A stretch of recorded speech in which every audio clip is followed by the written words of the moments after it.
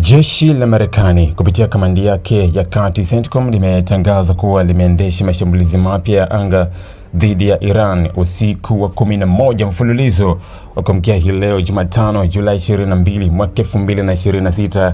likisema operesheni hizo zina lengo la kuendelea kudhoofisha uwezo wa Jamhuri ya Kiislamu ya Iran wa kutishia usafiri wa meli za kibiashara zinazopita katika mlango wa Hormuz, njia muhimu ya baharini inayounganisha Ghuba ya Uajemi na bahari ya Oman, na ambayo ni mojawapo ya njia zenye umuhimu mkubwa zaidi kwa biashara ya mafuta duniani. Katika taarifa yake, CENTCOM imesema mashambulizi ya usiku huo yalilenga vituo vya uendeshaji wa operesheni za kijeshi, miundombinu ya vikosi vya majini, maghala ya kuhifadhi ndege za kivita, maeneo ya kuhifadhi ndege zisizo na rubani, pamoja na vituo vya usafirishaji wa vifaa vya kijeshi na ugavi.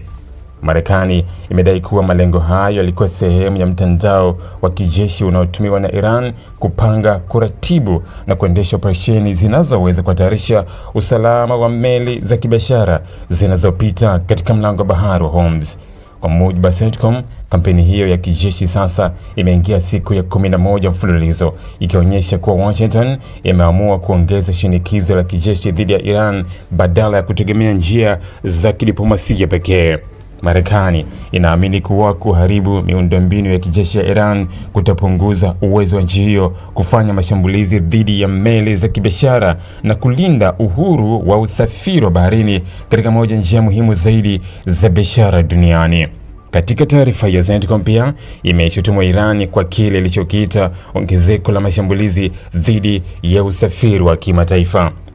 Kamandi hiyo imedai kuwa ndani ya kipindi cha miezi mitatu iliyopita, Iran imehusika katika mashambulizi zaidi ya meli 30 za kibiashara zilizokuwa zikisafiri katika njia hiyo muhimu ya kimataifa. Kwa mujibu wa Marekani, mashambulizi hayo yamehusisha matumizi ya makombora, ndege zisizo na rubani, pamoja na vitisho dhidi ya meli mbalimbali zilizokuwa zikisafirisha mafuta ghafi, gesi asilia na bidhaa nyingine muhimu. CENTCOM imesema mashambulizi hayo yameweka maisha ya mamia ya mabaharia kutoka mataifa mbalimbali katika hatari kubwa, huku yakitishia pia uhuru wa usafiri wa baharini ambao ni msingi wa biashara ya kimataifa. Marekani imeeleza kuwa ikiwa hatua hizo zingeachwa bila kujibiwa, zingesababisha athari kubwa kwa uchumi wa dunia kutokana na umuhimu wa mlango bahari wa Hormuz katika usafirishaji wa nishati.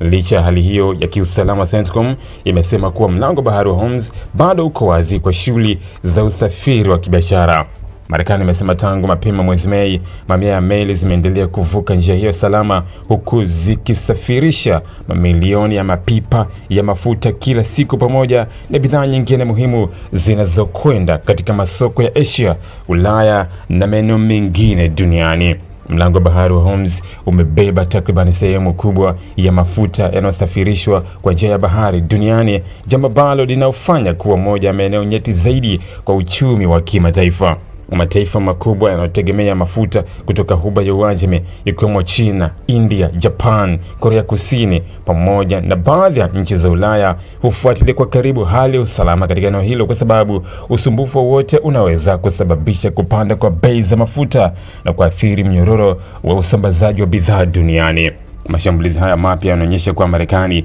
imeongeza kasi ya operesheni zake za kijeshi katika eneo hilo, huku ikisema kuwa lengo lake si kuvuruga biashara ya kimataifa, bali ni kuhakikisha njia ya usafiri ya baharini inaendelea kuwa salama. Washington imekuwa ikieleza kuwa itaendelea kuchukua hatua dhidi ya miundombinu yoyote ambayo inaamini inatumika kupanga au kutekeleza mashambulizi dhidi ya meli za biashara. Kwa upande mwingine, Iran imekuwa ikikanusha mara kwa mara madai ya Marekani kwamba ndiyo inayohusika moja kwa moja na mashambulizi dhidi ya meli za kibiashara katika mlango wa Hormuz. Tehran imekuwa ikisema kuwa uwepo mkubwa wa vikosi vya kijeshi vya Marekani katika Ghuba ya Uajemi ndio chanzo kikuu cha mvutano unaoendelea katika eneo hilo, ukikionya kuwa itaendelea kujibu kile inachokiita uchokozi dhidi ya mamlaka na usalama wake wa taifa.